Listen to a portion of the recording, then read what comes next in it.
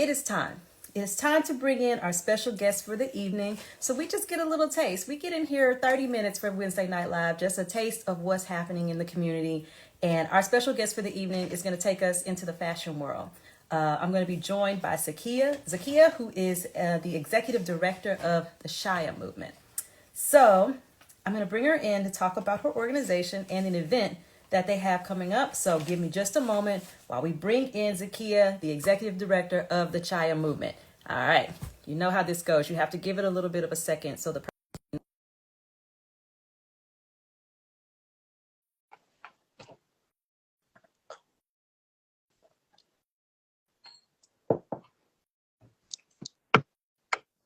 Oh, here we go. Make sure we're looking at the right Okay. thing. Hello. Hello, Zakia. Hey, How you so glad to doing? be able to join you. I am good. You For look some reason, good. I can't see you. So can you see I me? can see you, and you look great. Thank you. My little castle I situation. hope that everyone can see both of us because I can see both of us. Okay, perfect. That's all that matters. Wonderful. Well, just know that I am smiling. And since you can't see me, my locks have been freshly twisted. I might not have You on look my bow great. wig. Up until I joined, I could see you. I could see you fine until I came on. Here So we go. So thank you so much for being down to pop on here and share with the crew what you got going on. I want to make sure first you introduce yourself and tell everybody about the Child Movement and what it's all about. awesome. Well, thank you. Hey, community. It is so exciting to be able to share the organization. So the Chaya movement essentially is a very unique organization. We are a 501c3 nonprofit, and we are at the intersection of workforce development, environmental impact, and sustainable fashion. And so what we do is we work with future fashion professionals and basically give them a taste of careers, which could be fashion design, fashion marketing, or fashion supply chain, where they get hands-on experience, mentorship, leadership development while working with a fashion brand. They work 12 weeks with that brand. We pay them a stipend to work with them. We take that burden off of the sustainable fashion company, and the intern is also tasked with doing a community action project at the end of their 12 weeks, which is really an opportunity to share with their community what they have learned and how they can engage their community in being conscious consumers, or just being mindful in how they discard of their clothing. And really, we launched because we recognize that there are some, of course, unethical practices and tons of waste in fashion. And so our goal was, how can we reduce that? And the impact we want to have is going upstream by ensuring folks know what they're doing before they go into fashion careers. We also do community events that are typically free for community as well. So we're also wanting to ensure that citizens are also empowered in how they're consuming and how they're discarding of their clothing. So that's what we do. And we target and focus on, Black and Brown, prioritizing folks that look like us when it comes to those jobs and those internship opportunities. All right. Now, you didn't give me a lot to work with here. I had to get my pen out for a second. Okay. Because, yes. First question I have for you is, you said future fashion leaders. About how old are the people that participate in the program?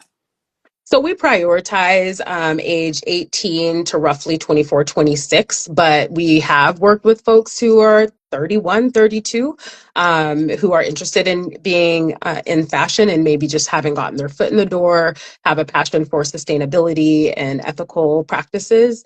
But our priority is between that age 16 to 24 range. Just that young adult age group is where we target, but we have worked with folks who are older. Got Mhm. it. I love when you talked about the intersection of like the work that you're doing in fashion, but sustainability as well. And you said making sure that folks know what they're getting into when they're choosing fashion careers, Right. because it's a lot going on with the fast fashion of it all. And I see people putting the looks together, being really excited about some of these brands that are doing things in an unsustainable Right. way. So what are and I think that it's just a lack of awareness, perhaps. People haven't seen the articles that I've seen or seen the videos that I've seen that say what's going wrong in the fashion Right. industry. So can you give us just a little bit of a taste of some of the harmful stuff that's happening? So we can start with, of course, if you haven't seen the Buy Now documentary, I highly encourage watching that, and also checking out the True Cost documentary that also goes behind the scenes as far as unethical practices. But there's a couple things I would say that are like causing issue. So of course, the manufacturing and unethical practices that some of these large brands are participating in, whether it's just taking the responsibility off of them because they're using manufacturers that are not their own. So they're kind of outsourcing that. And so folks are not being paid well. They're being, there is child labor happening. And the Bangladesh, I think, factory collapse in 2013 was a really a way to highlight just how damaging those working conditions are, how it was very sad. And then the other part of that, I would say, is just the overconsumption. So, we have the Timus and the Sheins, not to shade anybody who shops there, but they're producing at such a large number, and folks are buying at such a high rate that we're at a place today where if people stop buying clothes, we could clothe the next 8 generations of Wow. people because that's how much stuff there is. And so really it's just created this waste issue. And so you see these bales of clothing being shipped to Africa, to other countries, and it's creating a second-hand market, but they can't even keep up with it. So it's creating waste in other countries aside from our own. And so those are the two areas that we try to focus on and really highlight through our advocacy efforts. Yeah. And this is touching on something that I try to encourage people to not do, which is do not go into work where your win is actually a loss, Right. where the Pyrrhic victory, where your win hurts so bad that it's actually not a win at all. So you could choose a career in fashion working for someone who is doing immense harm to Right. other parts of the world, but also our part of the world, the earth in general. And so you think you're winning, but you actually just signed up to be a part of a big loss overall. Absolutely. And I think to your point, our goal is really just that education piece. Folks really don't know. We're really disconnected. And our goal is just that we at least plant seeds. And if we can pull that veil back and educate consumers and let folks know the impact and what's happening, then at least they can't say they didn't know. So once you know, you can't unknow. And that's the goal, is that we can just at least plant the seed of the impact and the things that are happening and how folks can make different choices. Beautiful. So, yes, Mhm. people, tap in, get educated, understand what's on your body. And if you're into the fashion world, understand what you are signing up for and be able to make a great choice. So the Chayah movement has you on the education that you need and the opportunity that you need. One more question before I ask you about the event that you all have coming up. Yeah. Can you tell me about the name, the Chayah movement? Great question. Chaya is actually a Hebrew word, and prior to being a nonprofit, we were a for-profit entity. I was an upcycler and had a resale entity online where I would curate pre-owned clothing, vintage, upcycled clothing. I had a line of recycled sunglasses, or sunglasses that were made out of recycled materials. And Chaya was the word that I felt defined that. Chaya means to keep alive, to bring back to life, or to sustain life. And I felt that was what I was doing with clothing. It's something I've done since childhood. And so when I was looking for a word that defined what I wanted to do, that was the one that stood out to me. So that was the word I went with. Come on, sis, you better be a giver of life. Come on. I love us. I I love just, us. I just want to throw one more thing in there. I was saying this last night. We vote with our dollar. So we invest in Black business, we invest in businesses, and our dollar goes so far, and our dollar is so powerful. This is one space I'm able to share this, just because in the work we do, we're topping many different communities. But I just want to highlight just how important it is when we buy from brands that they count and bank on us. And so just being mindful in who we're spending with, because we're voting and saying it's okay, their practices are okay. So just something to consider. Please shop local if you can. And so just wanted to throw that out there. Amen. Amen. Amen. And amen. I tell people or every time it's time to do like an election, if you were, going to the voting booth, it's like every day is election day. Every day, Every day, because literally. so many of the things that are happening and the decisions that are being made because somebody's got a profit motive that they're driving to. They're Absolutely. doing that, and we are the tools of, like, we are voting for the world that we want every Absolutely. time we make a purchase. Absolutely. Because, yeah, so I'm so glad you said that. Thank you. Of course. Now, will you tell us about this PNW Fashion Week meet and greet that you have coming We up? are really excited about this event.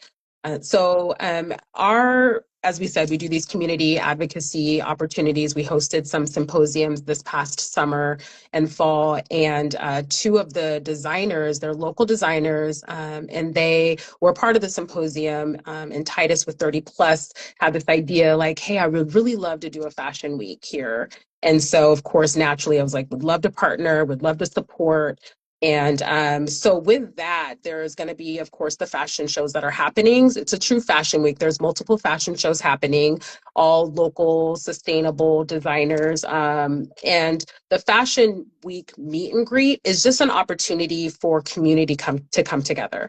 And so we love bringing community together. Everything we do, we try to collaborate on, and naturally, Pacific Northwest Fashion Week was birthed of just people being in the same space who have a shared passion and vision. And so the meet and greet is just an opportunity for folks in fashion who are upcyclers, designers, models, photographers, any role you play in the industry. We would love to have you in this space, and just community to come learn, to come engage. And truly, it's a networking style event. We'll have, and it's an art gallery, so there'll be art on the wall. There'll be designers there. There'll be a DJ. We'll have, of course, wine flowing, and there'll be a collaborative art piece, if you will, that'll be there for folks to engage in. That'll be centered around textile waste, which is a signature art piece that we like to have at our events. And the goal is just to bring people together and to learn and hopefully spark some different conversations when it comes to fashion here in the Northwest. And people always say we don't got style in the Northwest, and it's like, show up and shine, please. So we can represent. We'll have Fashion Talk Tuesday there, interviewing people, and we'll have, again, the designers. We'll have some conversations with them just to have them share what they're going to be featuring in their fashion shows. And yeah, so it's really a celebration and an opportunity for folks to come together and build community. Fantastic. I love that there's going to be collaborative art there. That's my jam. So give them the when, the where. Of course, you all can go to heyblackseattle.com and look at the events calendar and get all these details, click through, get all the things you need to get, but let them know. So it is January 24th, this month, January 24th, which is a Friday, from 6 to 9 at the Slip Gallery in Belltown, Seattle. Again, that is January 24th from 6 to 9 p.m., which is a Friday, and it is in the Slip Gallery on the corner of First and Bell. You cannot miss it. It is all windows. You will see, you'll see it when you drive by. We will be in there, lights and people and fashion and art.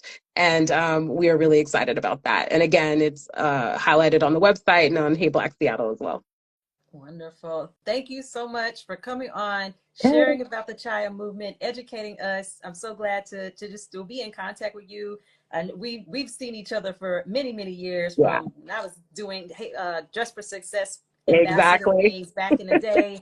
So always so good when you're in these spaces and you see a sister in there, another one of our people in the Right. moment. So here you are, everybody. If you're into fashion, there's an opportunity for you to connect with and learn from a sister that we have right here who is educating, bringing up employment opportunities, and creating opportunities for community to come together and meet each other. Absolutely. I can just Always. drop the mic right there. Oh. All right. Well, thank you so much for coming on, and thank you to everybody who joined, and thank you to everybody who watches us on the replay. Have a beautiful night and a wonderful start to your 2025. Thank you. And